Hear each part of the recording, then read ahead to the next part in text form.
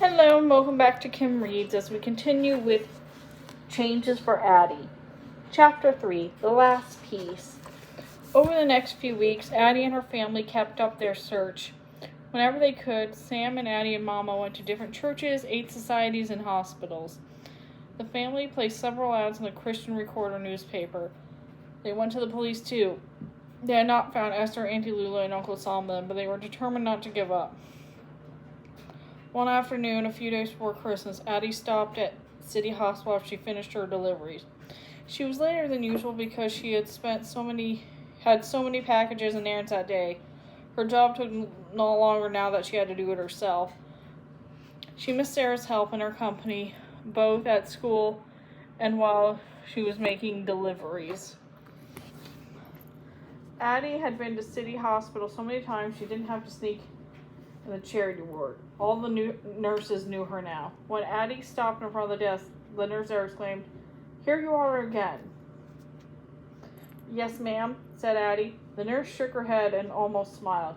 "You are the most determined child I have ever seen," she said. "Where's your brother today?" "He had to work late," said Addy, "but my mom and papa said I knew the hair so well I could come by myself." Now the nurse really did smile. "You certainly do know your way here. You and your brother have been here so many times that you've nearly at every nurse in the hospital looking for your sister and aunt and uncle. I know it's no use telling you they aren't here. Go back to the ward and see for yourself. Mr. Polk will be glad to see you." "Thank you," said Addy. She started her run down the hall. "Walk," the nurse reminded her. "There are still some rules that can't be bent." "Yes," Addy said, slowing down. In the ward, Addy looked at each and every face in every bed to see if Esther, Auntie Lula, or Uncle Solomon was there. She always stopped at Mr. Polk's bed because he liked to visit with him. Today, Mr. Polk smiled when he saw Addy. "Hello, Addy," he said. His voice sounded stronger. "Sit down and stay a while." Even though Addy wanted to hurry off to a nearby church to see if there was word about Esther, Lula, and Solomon, she took a seat next to Mr. Polk's bed. "You seem better today," she said to the old man. Mr. Polk smiled. "I am," he said. "The nurses and doctors helped me get better, and you helped me too." "But I didn't do nothing," Addy said. "Yes, you did," said Mr. Polk. "Your visits gave me something to look forward to, something to hope for." Mr. Polk spoke slowly. "Hope is a powerful thing, Addy. It's the greatest gift you can give somebody, or give yourself. It can see through the worst times." Addy thought about her own hope of having her family all together. With each passing day, her hope had grown smaller. It was now like a tiny flame. Addy had a feeling that just a puff of wind could blow it out, but as soon as she was talking to Mr. Polk, she could feel her hope grow bright again. After a while, Mr. Polk patted Addy on the hand. "You go home now," he said. "It's getting late." "Goodbye, Mr. Polk," she said. "I'll see you again." The sky was darkening as Addy left the hospital. She stayed with Mr. Polk longer than she realized. Addy made her hands into fists inside her mitts to keep her fingers warm and walked as quickly as she could. She knew she should be getting home, but tonight she felt hopeful enough to search some more for Esther, Lula, and Solomon. First, she went to the church that was near a hospital, but the church was dark inside except for a cluster of candles burning near the altar, looking for stars in the sky. As Addy left the church, the bell started to ring the hours. They rang 6 times. Addy knew Mrs. Golden was putting a hot supper on the table now, and Mama and Papa would be worried about her. But since she was already late, Addy decided to stop at the First Baptist Church too. It was on her way home, and she stopped there tonight, so she and Sam would not have to visit it tomorrow. She leaned into the wind and hurried along. The sidewalk was slippery with ice, so Addy had to slow down as she approached the church. Ahead of her in the winter twilight, she saw the shadowy shape of a woman.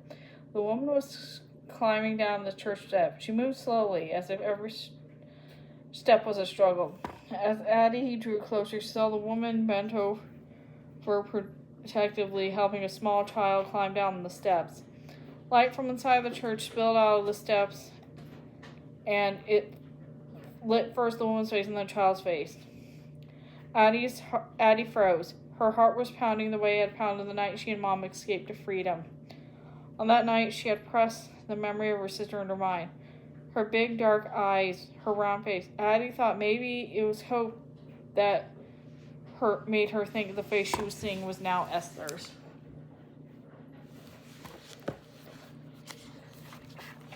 Esther? Addie's voice came out in a whisper. Then she shouted and ran up to the steps. Esther, she called out. Auntie Lula? The woman stopped and turned. Is that my Addie? She asked. It was Auntie Lula. It's me, Auntie Lula, said Addie, rushing toward the woman. It's your Addie. Addie threw her arms around Auntie Lula and Esther. They were both so small and thin. Addie's arms went all the way around. She held onto them tightly, tears running down her face. Addie had dreamed so long and hoped so long and prayed so long and searched so long that she never wanted to let go of Auntie Lula and Esther now that she held them at last. Auntie Lula pulled back. She studied Addie's face. My Addie, she murmured. Then she turned and bent towards Esther. Look at here, Esther, she said. This is your sister Addie. Remember how me and Uncle Solomon always told you about her? Esther nodded. She looked at Addie with her big, bright eyes. What's your sister's name? Auntie Lula asked Esther. Esther hid her face in Auntie Lula's dress and then looked up at Addie and said shyly, Her name Addie. Addie smiled down at Esther. Her voice was trembling when she said, Auntie Lula, we've been looking for you for so long. I can't believe you're here at last. Where's Uncle Solomon? I'll explain about Solomon in good time, said Auntie Lula, but now it's time to get Esther and me home. As Addie and Auntie Lula and Esther came to the steps of the boarding house, the front door swung open. Mama, Pop, and Sam stood in the doorway looking worried, but as soon as they saw Auntie Lula and Esther, the concerns melted from their faces. They rushed forward and hugged Auntie Lula so tightly she disappeared into their arms. Everyone was crying, including Esther. Mama reached down to pick her up. She kissed Esther over and over and over. My baby, Mama cried. Lula, you brought me back my precious baby. You got so big, Esther. Esther stopped crying, but she reached out for her arms for Auntie Lula. Addie looked at her mother's face and thought Mama was going to cry again. Not out of joy, but because her own baby didn't know her. Auntie Lula took Esther into her arms. Look at here, Esther, she said. It's here, your mama and papa and brother and sister. But Esther turned away and hid her face in Lula's chest. She'll come around in time, Auntie Lula said. She's tired. You must be tired too from your journey, said Papa. Come and sit by the fire. When they were all seated before the fire, Sam asked gently, Auntie Lula, where's Uncle Solomon? Auntie Lula let out a deep sigh. Solomon made it as far as he could, she said. He died at the last freedmen's camp we stayed him. We buried him there. Addie's eyes filled with tears. For a long time, no one spoke. Then Auntie Lula went on. Solomon and me had a time of it, you hear?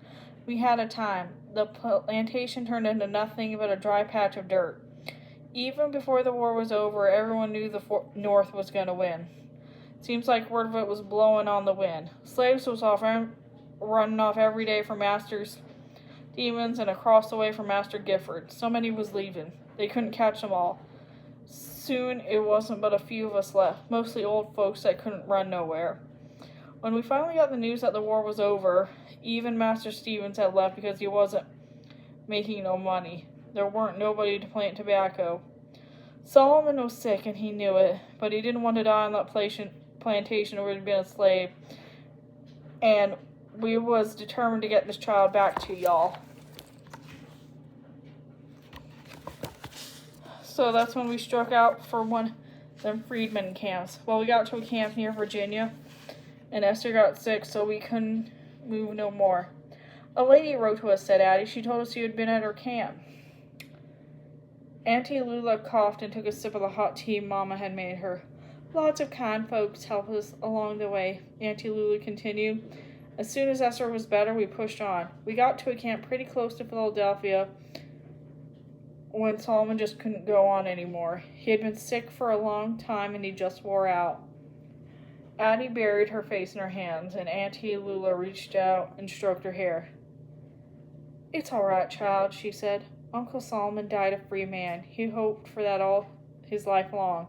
He got to as closest to Philadelphia as he could. He did what he set out to do. After he passed on, Esther and I came the rest of the way here. I didn't think I could take another step when you saw us, Addy." "You should rest now," Mama said, "and Esther should too. I'll get up and get the bed ready." Auntie Lula said, "Addy reached into my bundle and get Esther her doll. She can't sleep without it." When Esther pulled out the doll out of Auntie Lula's bundle, she and Esther said, "Jamie!" at the same time. "Who did I tell you to give you this doll?" Auntie Lula asked Esther. "My sister," Esther said. She looked up at Addy, the firelight reflected in her brown eyes. "My sister Addy." And that's the end of that chapter. See you later.